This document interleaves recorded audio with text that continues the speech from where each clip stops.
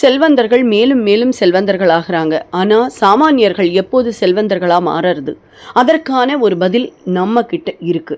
சாதாரண ஒரு வர்க்கத்தினர் மிக செல்வ செழிப்பை அடையணும்னா அதற்கு ஒரு மிக முக்கியமான சின்ன மந்திரம், ஒரு வரி மந்திரம் இருக்கு. அந்த மந்திரத்தை பிரம்ம முகூர்த்த நேரம் காலையிலேருந்து 3:30 மணிலேருந்து ஆரம்பிச்சிடும். சிலவா 4:30லேருந்து 6 வரைக்கும்னு சொல்லுவாள். ஆனால் ஆக்சுவலாக 3:30 மணிலேருந்தே பிரம்ம முகூர்த்தம் ஆரம்பிக்கிறது. அந்த டைம்ல இருந்து 5:30 மணிக்குள்ளாகவே ஓகே சீக்கிரமாக வெடிஞ்சிடும். இந்த காலத்துல எல்லாம் பார்த்தேன்னா அப்போ 5:30 மணிக்கெல்லாம் 5:45 சூரிய உதயம் ஆரம்பிச்சிடும். ஸோ அதற்கு முன்னால் சொல்ல வேண்டிய மந்திரம் இது. ஓகே, யார் ஒருவர் இந்த மந்திரத்தை பிரம்ம முகூர்த்த நேரத்தில் கூறி வருகிறார்களோ அவர்களுடைய வாழ்க்கையில் பணமும் தங்கமும் அதிக அளவில் சேரும் அப்படிங்கிறது நிதர்சனமான உண்மை. அதே மாதிரி குடும்பத்தில் சந்தோஷம், மகிழ்ச்சி, நிம்மதி அனைத்தும் சேர்ந்து வரும்.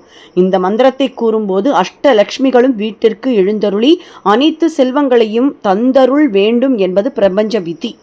அதனால இந்த மந்திரத்தை எத்தனை முறை கூறுகிறோமோ அந்த அளவிற்கு நமக்கு நன்மை பயக்கும்.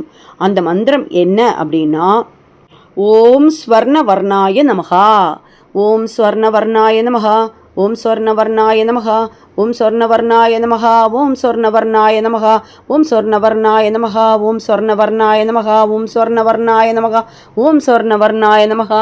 இப்படி முடிஞ்ச அளவுக்கு நீங்கள் சொல்கிறதோ இல்லைனா தனிப்பட்ட முறையில் இந்த மந்திரத்தை தனியாக நான் ஒரு 27 முறை சொல்லி அடுத்த பதிவில் தரேன். அதை கண்டினியூஸாக சேவ் பண்ணி வச்சுண்டு கண்டிப்பாக அதை போட்டு கேட்கவாவது செய்யுங்கோ. காலையில் எந்திரிச்சிட்டோம், கையை காலை அலம்பிட்டு உட்காந்து கேட்டால் கூட போதும், ஐயோ நான் குளிக்கிறதுக்கெல்லாம் என்னால் முடியாதுப்பா அப்படின்னு சொல்கிறவங்க கூட பணம் வேண்டாம்ப்பான்னு சொல்லுவோம், சொல்ல மாட்டோம். ஸோ அந்த டைமில் எந்திருந்து உட்காந்து இதை கேட்டாலே நமக்கு அந்த செல்வ நிலையை ஏற்படும்.